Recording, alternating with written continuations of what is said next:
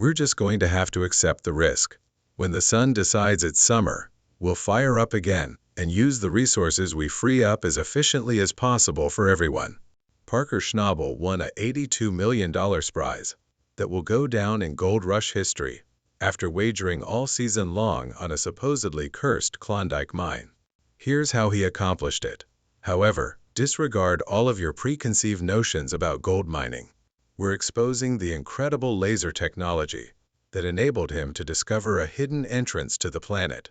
You know, it took everyone here, and it's a great accomplishment.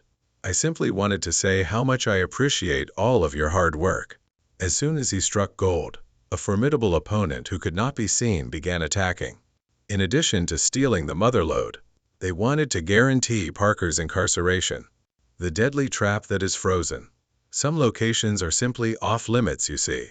They have names that seem like warnings and are discussed in hushed tones. The fiercest crews have been broken, equipment has been smashed, and miners have gone bankrupt on these grounds. One of the locations was the Widow's Cut. It was a collapsed mine shaft that was so infamously hazardous and cruel that it was thought to be a fool's errand to attempt to operate it.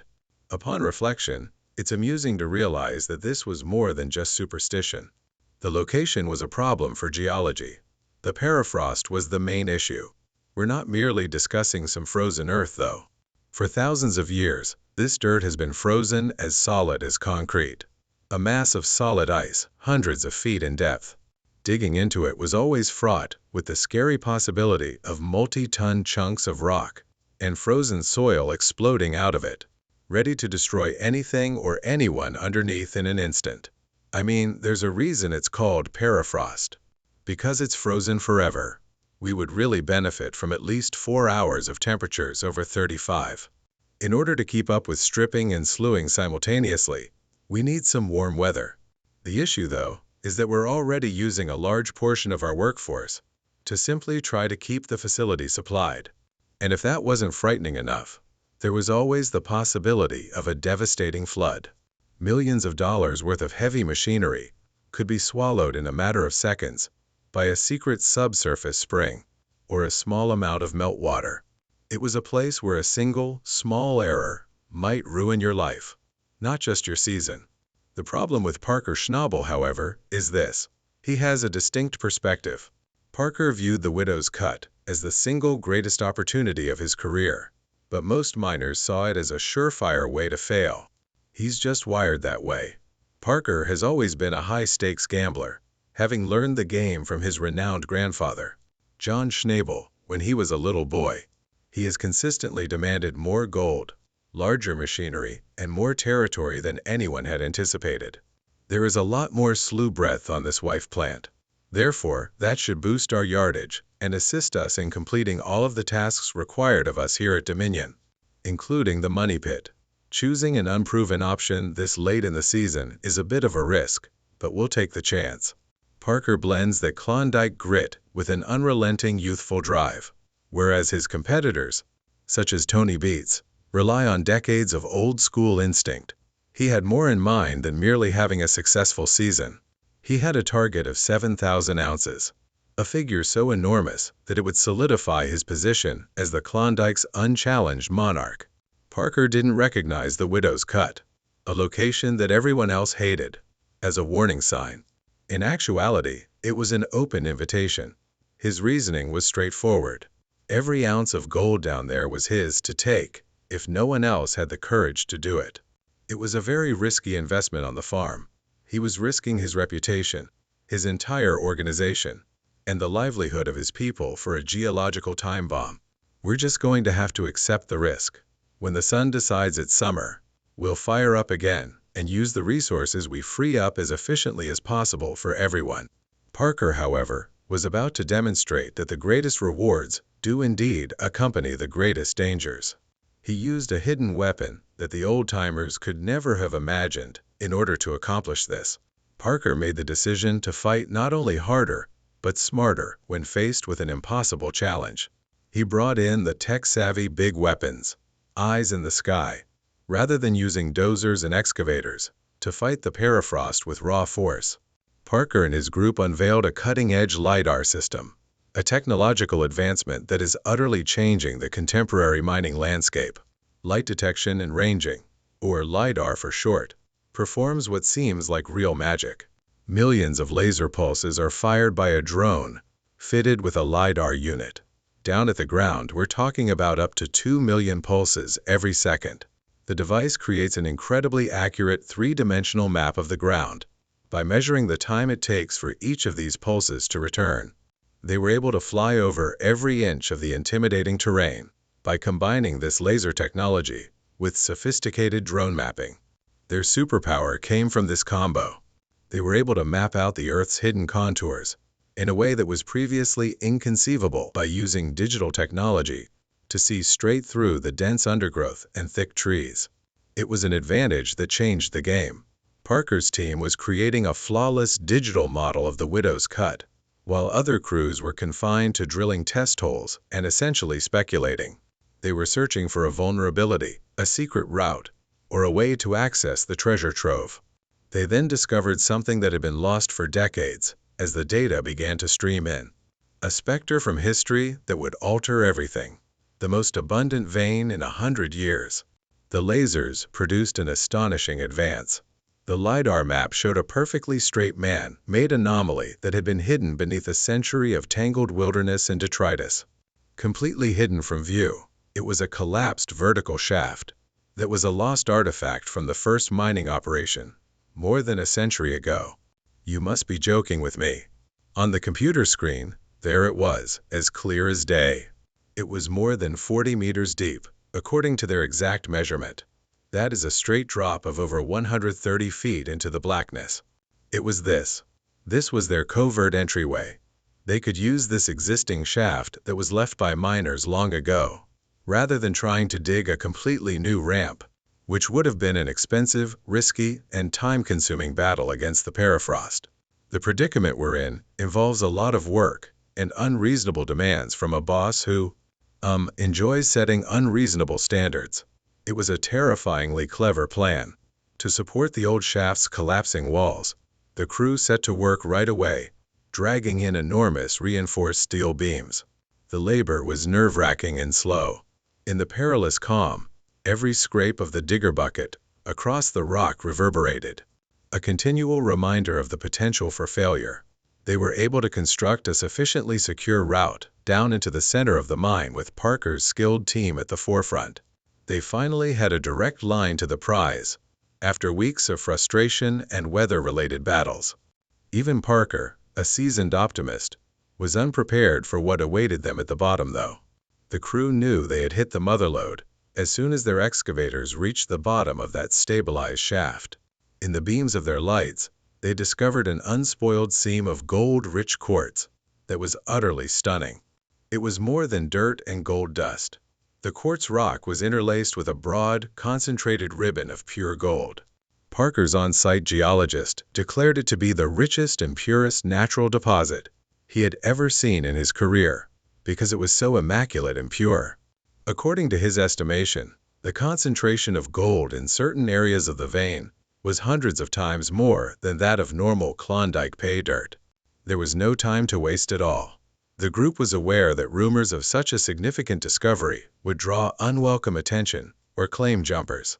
With a desperate and frenetic intensity, they set to work. Fueled by pure adrenaline and the incredible sight of all that gold, they labored 27 hours a day. This is where the tale really takes off. After 3 days of relentless, back-breaking work, they were able to extract and process over 4,000 ounces of gold in under 72 hours. They calculated that one amazing cleanup was worth more than $10 million at the current market price. Consider that. They made enough money in a single weekend to pay for their full season. Everything: fuel, labor, renting equipment, etc. In the greatest way possible, the gamble had paid off. You know, it took everyone here, and it's a great accomplishment. I simply wanted to say how much I appreciate all of your hard work. The relief was immense, and the staff was in a state of ecstasy. The Widow's Cut had been defeated. While the crew was celebrating their huge victory, the geologist was quietly doing some additional calculations and examining the larger picture that the LiDAR scans had shown. That amazing $10 million score would seem like a small sample of the real richness that lies deeper beneath the surface of the ground after what he was going to reveal to Parker. That $10 million shawl was a game changer. When a windfall becomes a target. The geologist on the team, however, had even more startling news. He discovered that the enormous quartz vein was much bigger than anyone had anticipated. After studying its geology and comparing it with the LiDAR data, their small chamber at the shaft's bottom was not the only place it stopped. No way. It went deeper beneath the surface, much farther. Based on the vein's remarkable thickness and the laser map's estimated length, the team quickly calculated that it extended for an additional 2 kilometers. That is around 1.4 kilometers of solid quartz that is rich in gold. The numbers really start to go crazy at this point. Numbers that sound like they were made up. They ran the projections on the entire 2-kilometer vein, taking into consideration the astounding richness of the gold they had already extracted. The potential worth was enormous. $75 million more. Parker was sitting on a claim worth more than $82 million, on top of what they already had. It's excellent to have a good crew, be on some ground at last, and be discovering some gold. This has taken a lot of work, and it's great to see everything come together. It would be more than just a successful season if they could do this. In all of the gold rush's history, it would be the most prosperous season. Parker Schnabel would become a living legend and break all records. Miners fantasize about this type of discovery their entire lives, and they tell their grandchildren about it. However, Parker had a gut feeling that his greatest battle was only getting started with a finding this significant. In the Klondike, it's a straightforward rule. A $75 million cannot be kept a secret. News of Parker's historic blow to the widows cut quickly spread like wildfire across the gold fields. All of a sudden there was conversation. What Parker had discovered had rival miners, interested residents, and even government inspectors talking. Parker, who always thinks ahead, had already ensured that the claim was legally his, secured as securely as a bank vault, despite the strain. If he could avoid it, nobody was receiving a piece of this score. This wasn't just a stroke of luck for Parker. This served as confirmation. It served as evidence of all the years of arduous labor, enormous risks, and sacrifices he had undertaken on a personal level. The rumors began to spread throughout the Yukon. Was the greatest gold strike of the 21st century really just accomplished by Parker Schnabel? Had he boldly embraced technology, he could have changed the game's rules on his own. Ultimately, this was no longer solely about gold. It had to do with power. Parker was now the most influential person in the Yukon, and a whole new set of risks accompanied that title. The entire Klondike was shaken by the discovery. Overnight, the surrounding area's land prices might soar. Inexperienced miners may overrun the region in the hopes of striking it lucky, causing mayhem. All of a sudden, Parker's young shoulders were bearing an enormous burden. Everyone was keeping an eye on him at all times, since he had a $75 million reward just under his feet. Finding the next location to bring a large enterprise is, in my opinion, the main motivator behind this, is to demonstrate that, well, there are still 10, 20, 30, or whatever thousand ounces to complete. Now that he had discovered the riches, he needed to defend his realm.